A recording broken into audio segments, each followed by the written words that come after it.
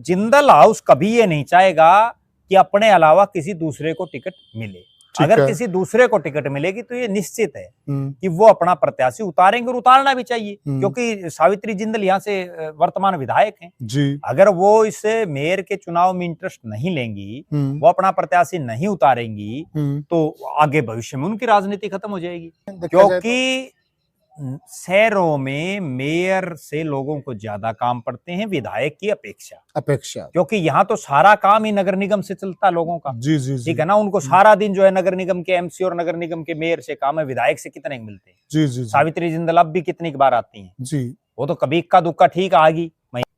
देखो लगता तो नहीं कि मूल कैडर को सपोर्ट करेगा, उसका भी एक ही कारण है कि दूसरी तरफ प्रत्याशी कौन आता है, क्योंकि जो यहाँ मूल कैडर है, जिंदल जो परिवार है, वो बीजेपी में तो पहली बार आया है।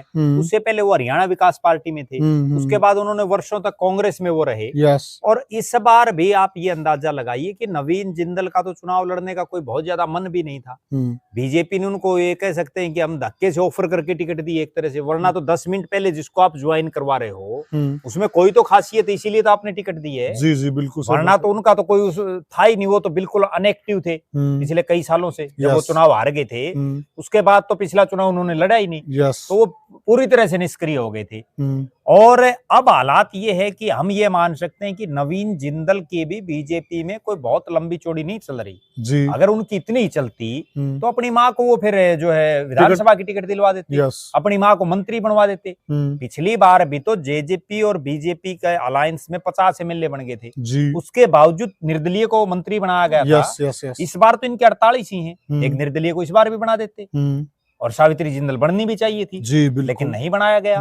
तो नवीन जिंदल की मेरा ऐसा मानना है कि वो एक व्यापारी किस्म के आदमी है और केवल अपने व्यापार कर रहे हैं, उनको बहुत लंबा चौड़ा वो नहीं है।